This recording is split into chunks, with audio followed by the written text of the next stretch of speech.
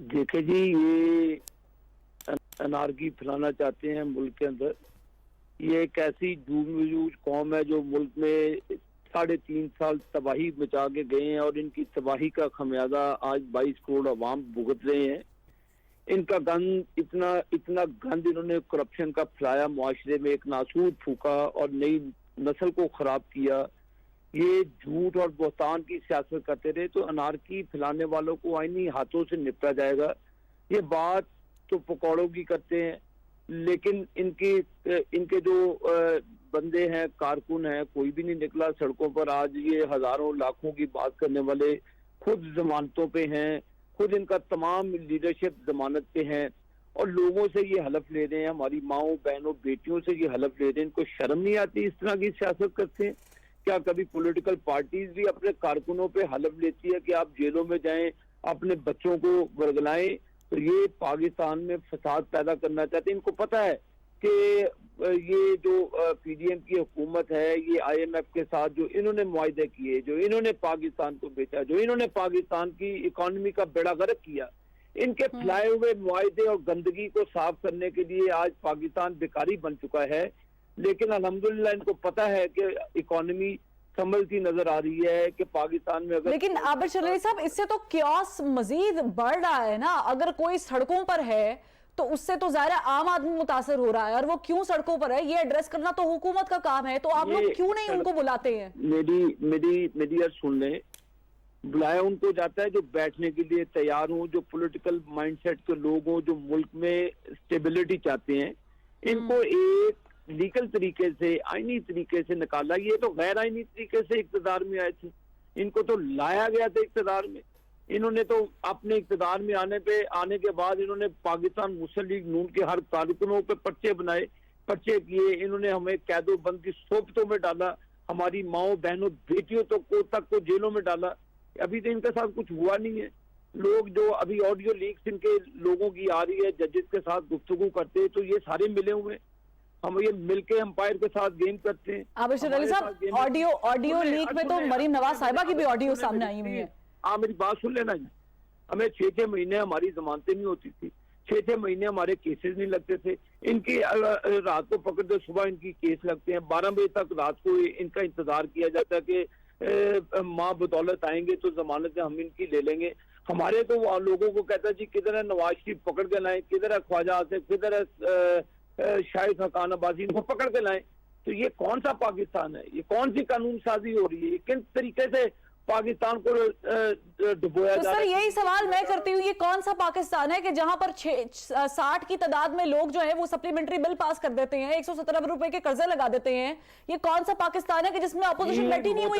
ये हमने कहा था इनको पार्लियामेंट से बैठ जाए, हमने कहा था इनको पार्लियामेंट से बैठ जाए, हमने इनको कहा था कि आईएमएफ से मुआहदे करें, हमने इनको कहा था कि जो पाकिस्तान में सस्ती एलएनजी ली जाती थी मुआहदा खत्म करें, हमने इनको कहा था कि ये कोल हमने सस्ते पावर प्लांट देते, हमने इनको कहा था कि महंगी बिजली का पैदा करके दे, हमने इनको कहा था कि टाइम पे ऑयल की एलसीए न खोले, हमने इनसे कोई कहा था कि करप्शन के अंबार लगा दे, हमने इनको कहा था कि तोशाखाना में चोरी करें, हमने इनको कहा था कि पाकिस्तान की इकोनॉमी का बेड़ा करें, हमने इनको कहा था कि एक पेज पे खड़े होकर पाकिस्तान का जनाजा निकाले, हमने इनको कहा था कि जब पाकिस्तान के लोगों को कहा था कि 6 महीने के लिए आप इंतजार करें, हम आपको अच्छी खबरें देंगे। ये पाकिस्तान का जनाजा निकाल के हमने इनको कहा था, उसे आपके मीडिया के सामने ये तरले किए जाते थे कि इनको टाइम दिया जाए, दिया टाइम। इन्होंने क्या किया? इन्होंने पाकिस्तान का जनाजा निकाला, मोहतरमा जनाजा निकाला। आप ये मुझे बताएं कि 3.5 अब नवाज शरीफ के दौर का कंपैरिजन ड्रॉ करें इनके साथ। नवाज शरीफ के दौर में पेट्रोल कितने का था, आटा कितने का था, चीनी कितने की थी? ठीक है, लेकिन आबिद शरीफ साहब मैं इस पे जो है वो नवाज शरीफ के दौर का मुआवजा करना है पीटीआई के 3.5 साल के। सर गुजरा हुआ दौर हर खूबसूरत होता है, हर दौर जो गुजर जाता है वो अच्छा लगता है। मुझे बताएं कि आज आप लोग ये बात कर रहे हैं, मुझे बताएं, मैं अवाम हूं, मैं आपसे पूछती हूँ, दोनों रहनुमाओं बैठे हुए हैं, पाकिस्तान तहरीक इंसाफ के भी और नून लीग के भी, मुझे बताएं मेरा क्या कसूर है? मुझे क्यों आटा महंगा मिल रहा है? मुझे क्यों पेट्रोल महंगा मिल रहा है? मेरे घर बिजली क्यों नहीं आ रही है? मेरे घर गैस क्यों नहीं आ रही है? मैडम कसूर उनका था जो इनको लाए थे। जिन्होंने तजर्बा किया उनसे पूछा। सर तो आपको किसने कहा था कि चलती हुई हुकूमत आप ले ले? अगर आपको मालूम था इतने लूप होल्स है तो क्यों ली हुकूमत? तो पाकिस्तान उस वक्त डिफॉल्ट कर जाता, आज पाकिस्तान में खाना जंगी हो जाती।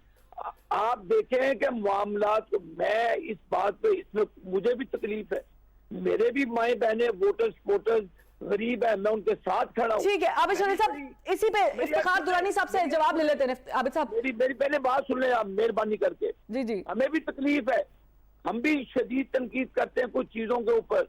हम ये नहीं है कि हम अवाम के साथ खड़े हैं, अवाम की तकलीफों के साथ खड़े हैं, अपने अपने गरीब अवाम किसानों के साथ खड़े हैं।